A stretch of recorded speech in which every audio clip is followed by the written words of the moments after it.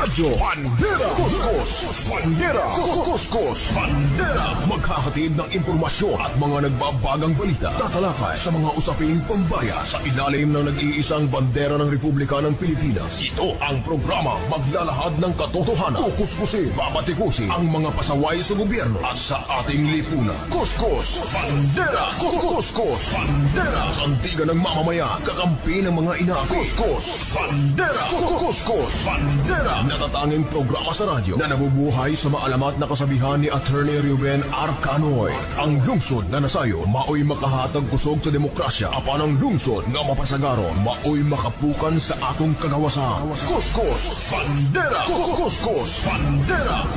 At ngayon, narito ang inyong anchorman.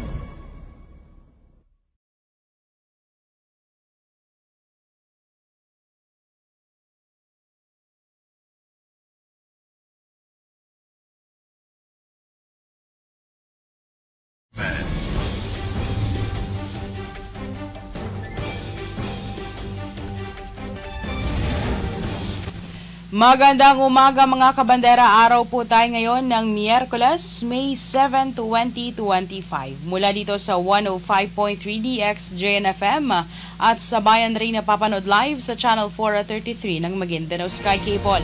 Sa bayan rin po tayo napapanood live sa aming official Facebook page, ang Bandera News TV Cotabato. Sa ngalan po ng aming station manager Jasper Acosta, ako po ang inyong tagapagbalita Raiza Kamid at ito ang Kuskus Bandera. Kuskus Bandera, Kuskus Bandera.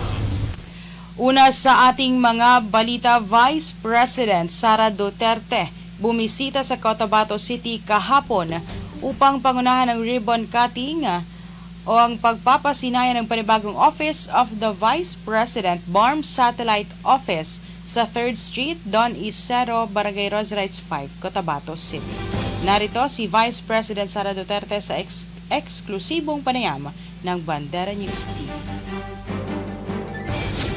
Bandera Live Report.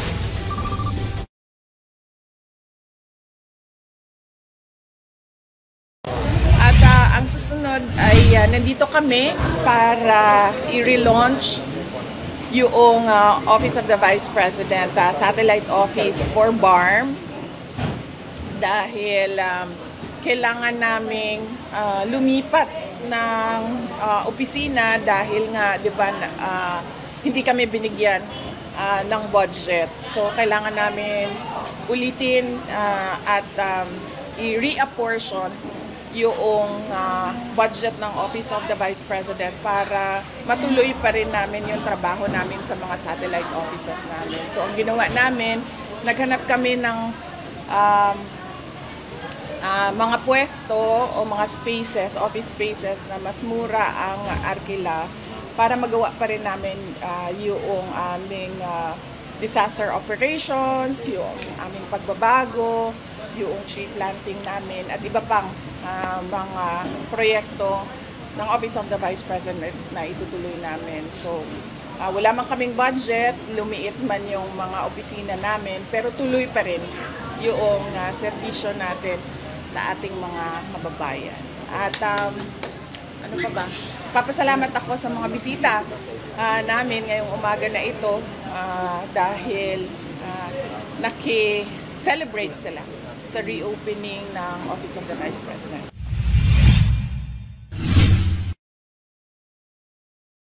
Kuskus Bandera, Kuskus Bandera. Samantala, kaugnay sa balitang yan, di nagsanama ng mga supporters si Vice President Sara Duterte sa kanyang meet and greet kasabay ng opisyal na pagbubukas ng Office of the Vice President BARM Satellite Office. Ayon kay Vice President Sara Duterte, lubos itong nagpapasalamat sa mga Cotabateños sa lubos na suporta nito sa kanya, lalo na sa kanyang ama na si former President Rodrigo Roa Duterte. Bandera Live Report.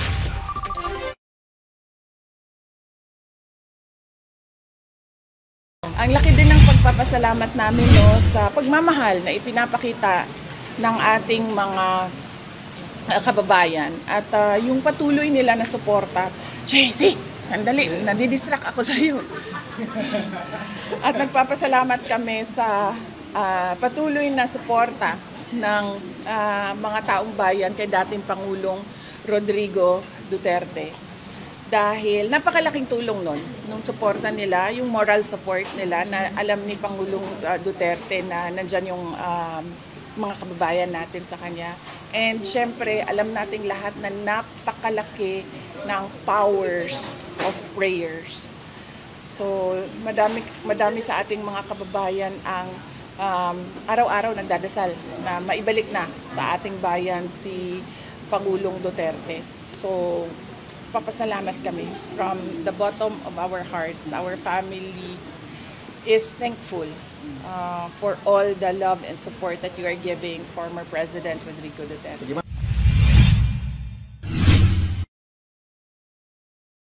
Bandera, Kuskus, Bandera.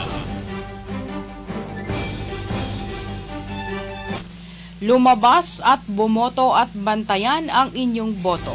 Ito naman ang naging panawagan ni Vice President Sara Duterte sa mga botante na lumabas at bumoto sa May 12, 2025. Binigyang diin rin ni VP Duterte na dapat ay matiyak na ingatan ng bawat botante ang kanilang boto at piliin ang nararapat. Bandera Live Report.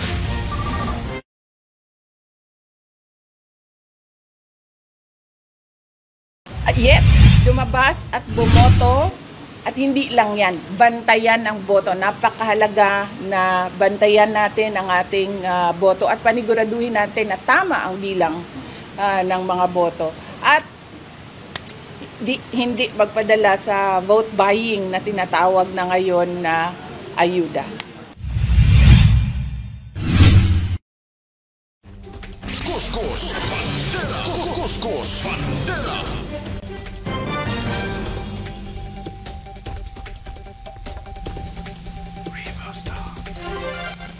Samantala sa iba pang mga balita, formal naman ng ipinakilala sa publiko ng Team Tampil-Tano sa Maguindanao del Norte o Team Falcon sa Matanog, Maguindanao del Norte sa ginanap na Grand Proclamation Rally kahapon.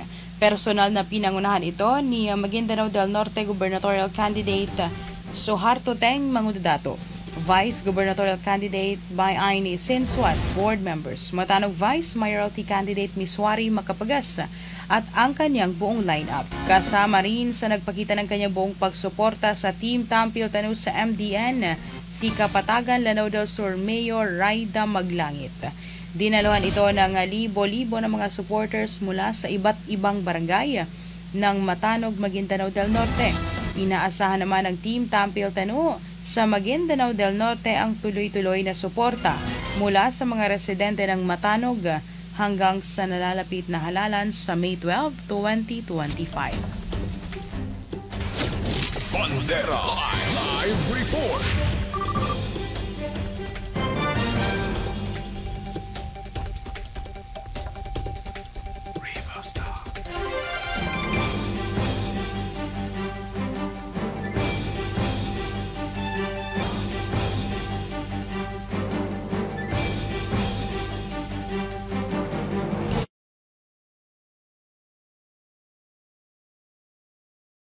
Tayo lahat ay magkakamag-anak. Kaya napakalaga po sa atin na magsama at magpahalan. Kaya nandito kami sa inyo harap. Marahil narinig ninyo ang paliwanag po nila. Mismo ang ating mahal na incumbent Vice Governor at magpare-elect uli siya as Vice Governor na pinaliwanag niya kung bakit ako tumatakbo ng Governor. Pangalawa, kanina sinabi din ni Mayor Raida Pansin Maglangit na ako ay galing sa Sultan Kudarat Province. At ako po ay pinanganak sa Tacurong City. At ako po ay lumaki sa Buluan.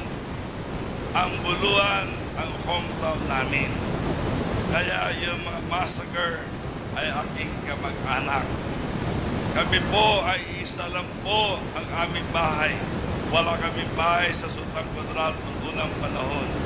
But doon kami nakatira at doon po ako nag-aral ng grade 1 from kindergarten to grade 4 ay sa Buluan po ako lumaki at nag-aral. Grade 5, grade 6, lumipat ako ng Davao. Yun po ang history ng aking buhay. So, madaling salita, ako ay hindi estranghero dito. Ako ay inyong kamag-anak. At ang aking may bahay sa tulong po ninyo in the year 2019 ay binoto ninyo ang Agila na Maguindanao. Maraming salamat sa tulong na pinagkaloob niyo kay Governor Bay Mariam Sangki Pangudadano. Dumating ang 2019, merong kakampi kami at kaibigan na inendorso ng aming uncle na si Dato Tuco Pastura na tumakbo ng mayor dito sa bayan ng Matano. Kaibigan ko rin, ngunit ang sabi ko, mahirapan ako babadatutukaw kahit hindi ako tinatanggap ng incumbent mayor na ito ay asawa niya ay ngayon ay kasalukuyan na si Mayor Joe ay hindi ko kayang palabanan sila dahil ang ating kapatid na si Mayor Raida Magdangit ay talagang sabi ko hindi ko kayang saksi si Sai. Dito din si Mayor 2019. Sabi ko, Babadato, ito lang ang kaya katulong pamanin. Kaya hindi ko makalimutan ang tao na yon na nahiya ako sa kanya. Dahil mabait na tao, kaya hanggang ngayon, natapos ng eleksyon noong 2019, ay hinalap ko siya at ako'y umagin ang pamanin na hindi ko siya natulungan noong 2019 eleksyon ni Golden Pera ay hindi ko siya nabigyan dahil sa respeto ko sa mga Kuskus Bandera. Kuskus Bandera.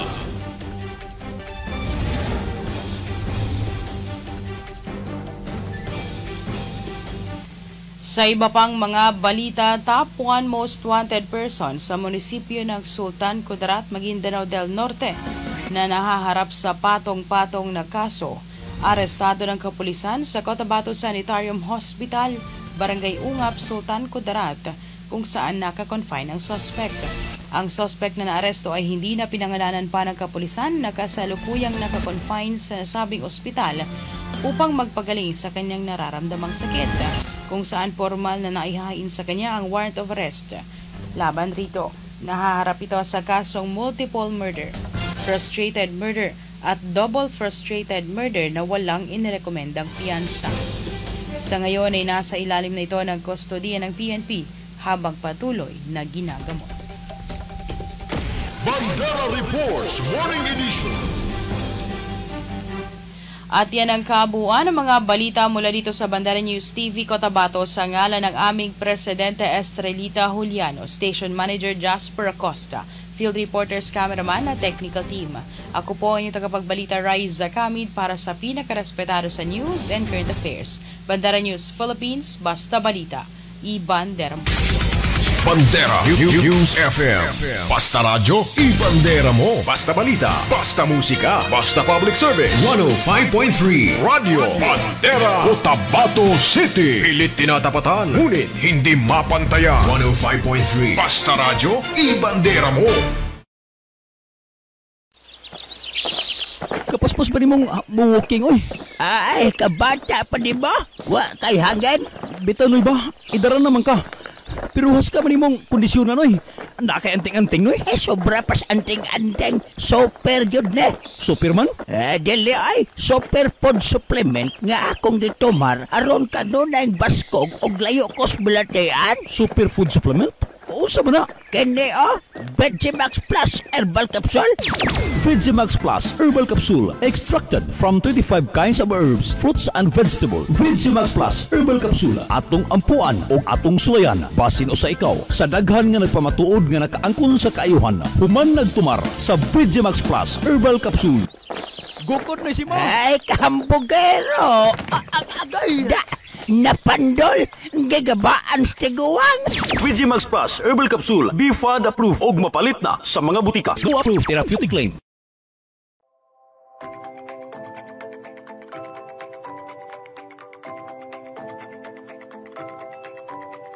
Ang Bangsamoro Party o BAPA ay para sa kapayapaan, hustisya, kaunlaran at karapatan ng Bangsamoro.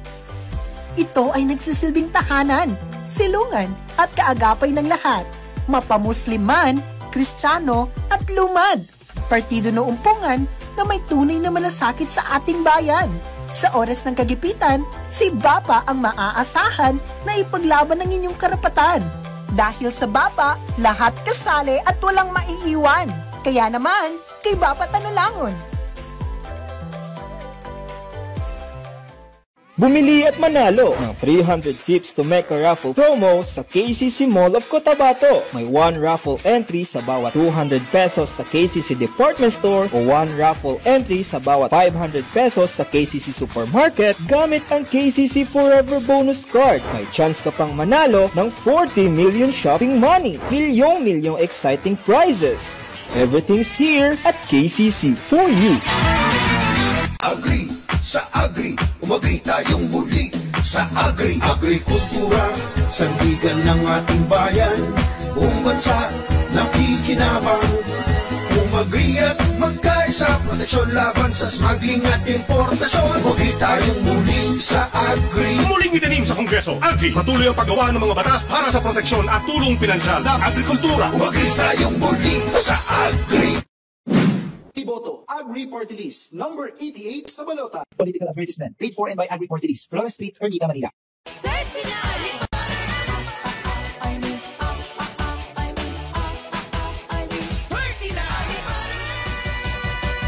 Ay, pa rin sa Senado, number 39 sa balota. This political advertisement is paid for and by Maria Imelda R. Marcos, 204 Mariano Marcos Street, San Juan, Metro Manila.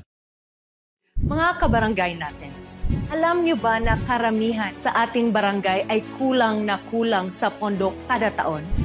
Sa dami ng pangangailangan ng ating barangay, hindi ito sapat. Ang barangay natin ay may dalang solusyon. Dagdagan natin ang pondo ng mga barangay. Magbigay ng tamang sahod at benepisyo. Bigyan ng sapat na seguridad ang bawat isa. Isulong natin ang mga programa para sa ating mga kabarangay. Sa barangay natin, may dignidad ang bawat isa. Barangay natin party list, dito ang simula. Juliano Family Resort is open to serve. They have videoke, hamburger, and many more. They accept birthday parties, wedding, children's party, and special events you wanted. Bring your family, relatives, friends, and enjoy your day. Juliano Family Resort is located at 3rd Street, Don Isero Juliano Compound, Cotabato City. For inquiries and reservation, you may call or text 0965-7515-787 and look for Maxi Lumingkit. Kayo ba ay naghahanap ng pulido at maaasahang mag-ayos ng inyong sasakyan? Huwag nang magdalawang isip pa. TVJ Engineering Works. Sila ay tumatanggap ng crankshaft grinding, engine block reboring, shape ring, engine block align boring, flat machining, electric and cold welding, engine overhauling, at marami pang iba. TVJ Engineering Works. Sila ay matatagpuan sa Don Isero Street, Juliano Compound, Cotabato City. Looking for a low budget but satisfying entertainment? Subscribe now at Maguindanao Sky Cable.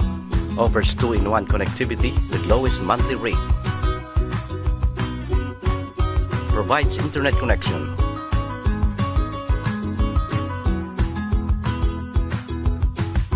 with unlimited surfing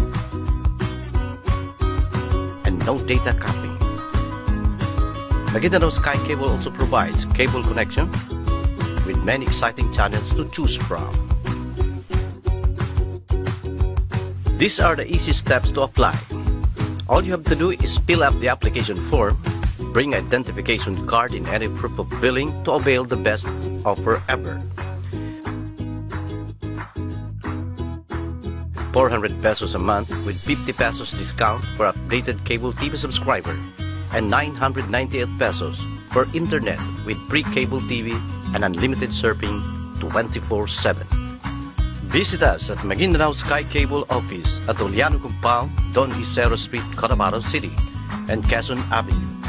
You may contact Cotabato City branch on their hotline numbers at 421-7084-86, or you may call or text at this Globe number 0955-232-4871, or for smart users 0920-332-6846.